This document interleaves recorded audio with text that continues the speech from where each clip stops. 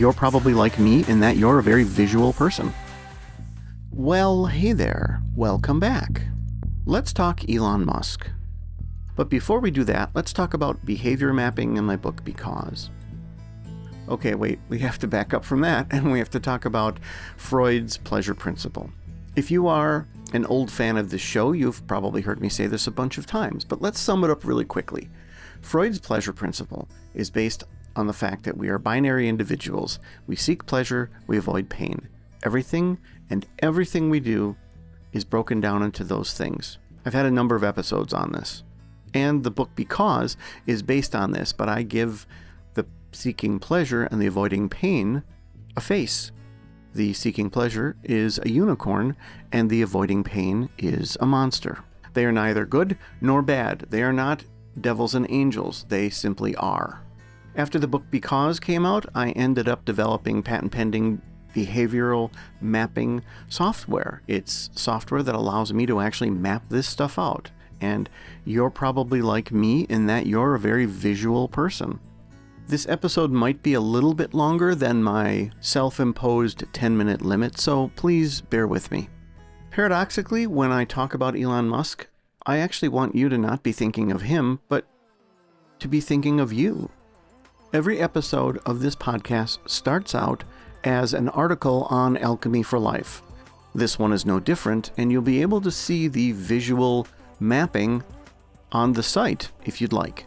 You can follow along on there, or if you're listening in your car, you can just visualize based on what I'm telling you.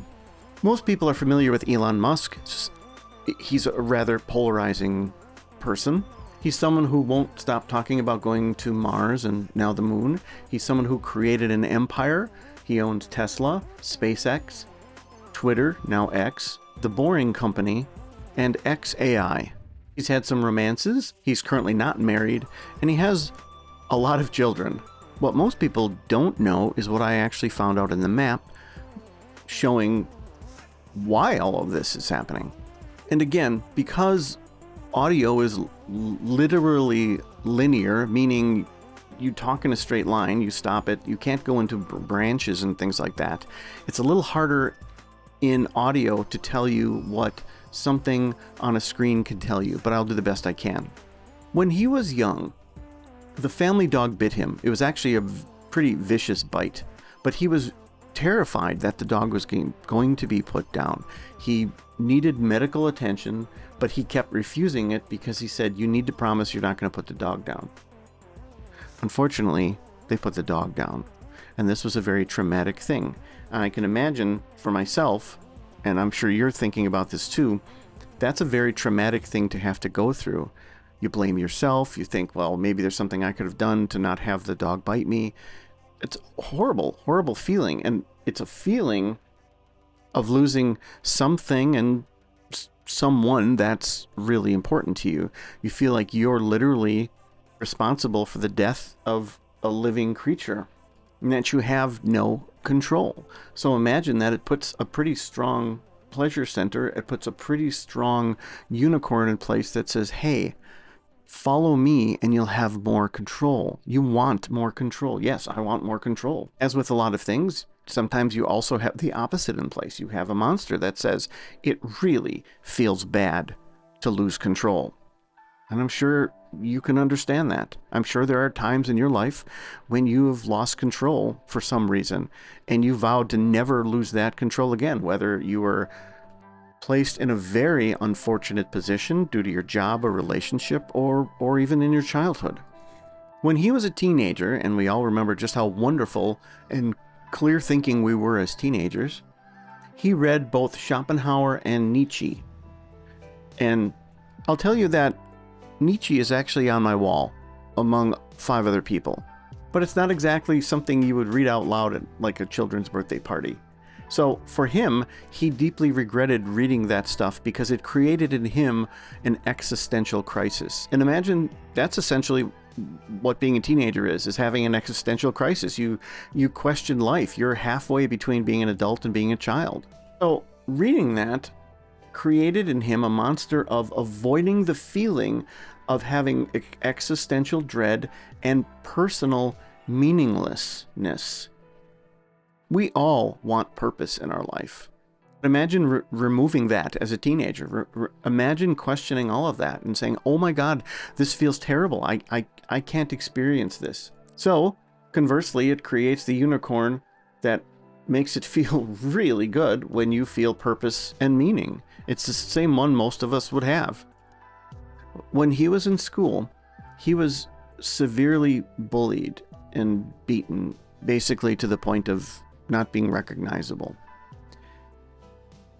Some of us were bullied, maybe all of us were bullied, and it tends to shape us, sometimes in bad ways and sometimes in good ways. But to compound this, when he came home to his father blamed him for this and made him stand for 2 hours while he berated him and called him a loser. How would you respond to that? How would you, psychologically speaking, respond to that so that it would never happen to you again? You would have a monster that would be very strong in making sure you avoid humiliation and being vulnerable. And from the bullying, obviously, you would have a monster that would say, I'm never going to be bullied again. Never. This is probably the first time you're hearing about a lot of this stuff. Probably what you tend to hear about Elon Musk is his purchase, or he makes a decision that you think is chaotic or egotistical. You've probably never heard any of this other stuff, unless you have read his bio or multiple bios and things like that. So now that you know the monsters and unicorns that he has in place, what actions did these cause? Well, let's go through them. If you're trying to avoid the pain of bullying and the monster keeps getting in the way and saying, you're going to be bullied, don't do that, wouldn't you be a bit combative on social media? Wouldn't you make sure that in an interview you're not going to be bullied? Wouldn't you make sure that when you are dealing with the feds or other court systems or other CEOs, that you would tend not to back down? In fact, maybe even not back down even when it's to your detriment? If you're avoiding the pain and fear of scarcity because of what happened with your dog and that you had no control over that, and you're avoiding the pain of humiliation and especially vulnerability and bullying because of the place you're in as someone who is almost a trillionaire, would it not affect your approach on forming a family? If you are married and have children, you are in a position of vulnerability. You have more vulnerability right now than someone who, let's say, doesn't have children or isn't married. If you're in a loving relationship, that's par for the course. It comes with the territory. It's something you welcome. But if you combine a fear of scarcity and you've developed a sort of pleasure for having absolute sovereignty and control of any and all outcomes, and you have a terrible monster that makes it feel horrible if you are losing control, you would be in the unique position to want to perpetuate the human race, but not in the traditional way that causes vulnerability, which is why he has 14 children across 4 different women, and he is presently not married to any of them. This monster for avoiding pain and the fear of scarcity, working together with this pleasure of having absolute sovereignty and control, and this extremely strong unicorn pulling him towards the feeling of purpose and meaning, would obviously lead him to the creation of SpaceX so that he could continue to make the race multiplanetary. Oh, and that monster telling him that scarcity feels bad? He helps as well. And guess who's also looking over his shoulder? The monster that's avoiding him having the feeling of existential dread and personal meaninglessness. You're definitely listening to that monster if you are trying to perpetuate the human race on another planet. If you are avoiding losing control, and you certainly enjoy the absolute sovereignty of being able to change the outcome, and you enjoy the feeling of purpose and meaning, and you're terrified of having existential dread and personal meaninglessness, would you not purchase the most well-known social media platform in your attempt, at least according to you, to save free speech? Whether you're a fan or not, of Elon, whether you're completely neutral or not, you can't help but empathize with some of the things I've described. And like I said, you're more likely to think of you than of him in these situations. What would you do? What have you experienced? What emotional turmoil have you gone through? What horrible things have you gone through in your childhood, in your teens, and even in your adult life that have shaped who you are? Those things just don't go away. They stay with you for life. Your monsters and unicorns sort of show up and they take residence in your brain.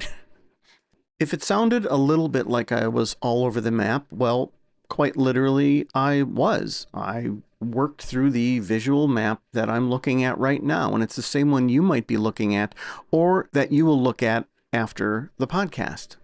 I found the research on this fascinating, and I did find that things logically led to other things. The pattern, the map, it all just sort of unveiled itself to me based on what I have created and what I have established. I didn't run into any dead ends. I didn't find something that contradicted something else. It all actually made sense. And that's what led to the writing of Because. It all just continued to make sense and make sense and make sense. And sometimes in an unnerving way. Look, I understand we don't want to be deconstructed. We want to feel whole.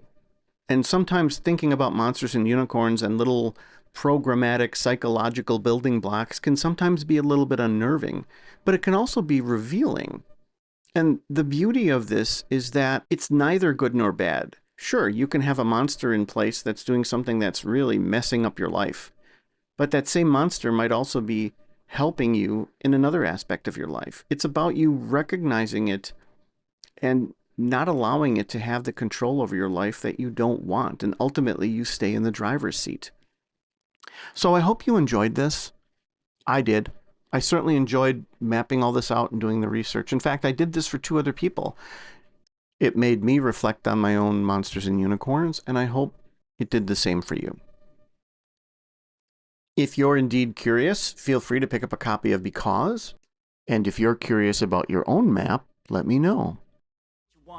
Living life every day, late at night, not okay. All I want, and I pray, all I need are some better days. Thank you for listening. As always, go to markbradford.org to see all my author-related things. Go to Alchemy for Life to see coaching, speaking, writing, and this podcast.